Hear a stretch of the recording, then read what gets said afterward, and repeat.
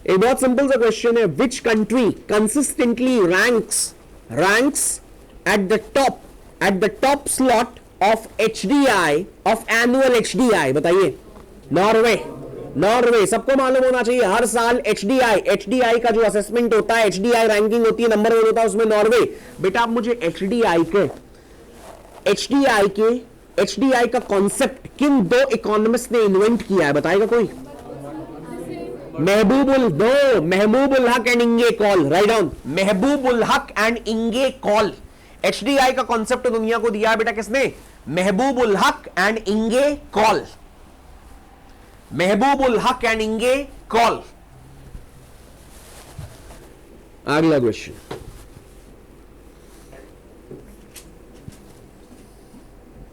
आप लोगों ने इंटरनेशनल कोर्ट ऑफ जस्टिस का नाम तो बहुत सुना होगा, बहुत बार सुना होगा बेटा। वहां पे हमारे देश के एक, ठीक है ना बेटा, एक आप एक तरीके से कह सकते हैं पाकिस्तान बेस्ड कैप्टिव या पाकिस्तान हेल्ड कैप्टिव का केस पेंडेंट है, कुलभूषण जाधव।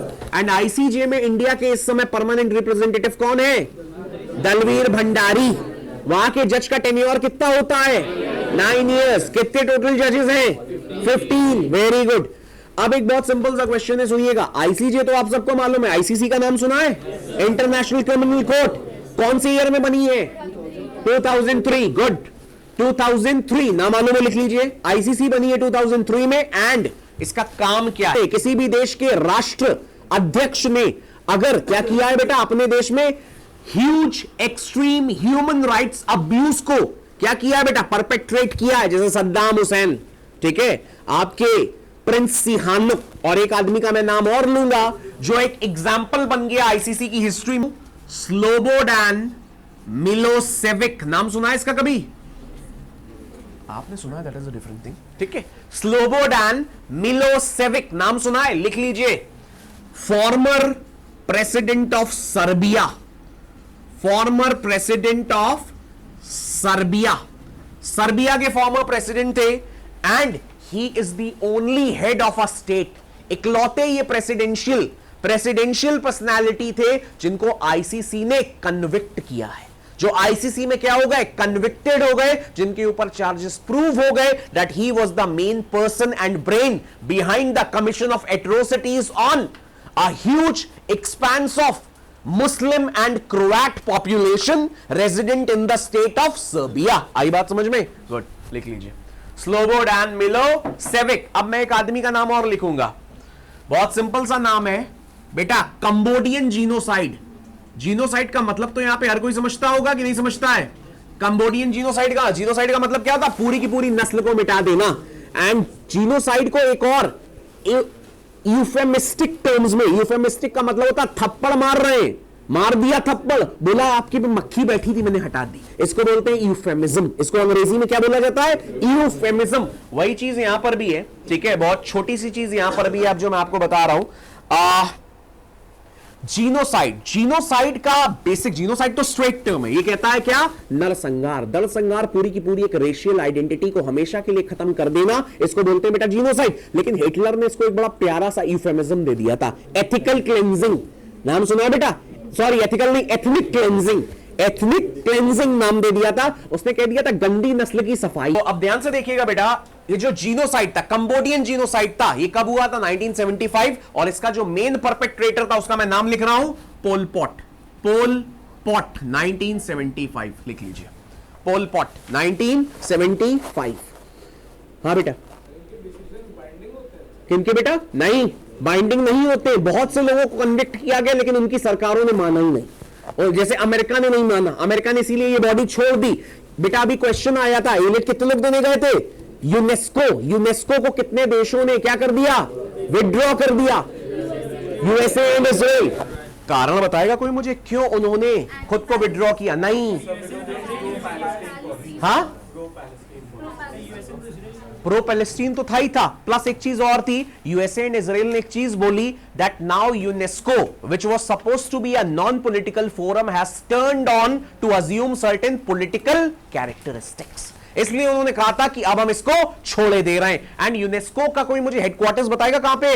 पेरिस में है हेडक्वार्टर्स यूनेस्को का। एंड यूनेस्को के बारे में मैं एक चीज और बताऊंगा, दुनिया में जितने भी areas, cities, specimens, artifacts of international heritage हैं, उनको protection, preservation, conservation and all technical assistance for maintaining their natural quality provide करने का काम है यूनेस्को का। बात समझ आ रही है बेटा? अभी यूनेस्को ने रिसेंटली, ये करंट अफेयर्स का क्वेश्चन है, इंडिया के एक टेंपल कॉम्प्लेक्स को लेकर शोर मचाया है और ASI archaeological Survey of India को डांट पड़ी है। आर्कियोलॉजिकल सर्वे ऑफ इंडिया का एस्टैब्लिशमेंट कब हुआ, कोई बताएगा मुझे?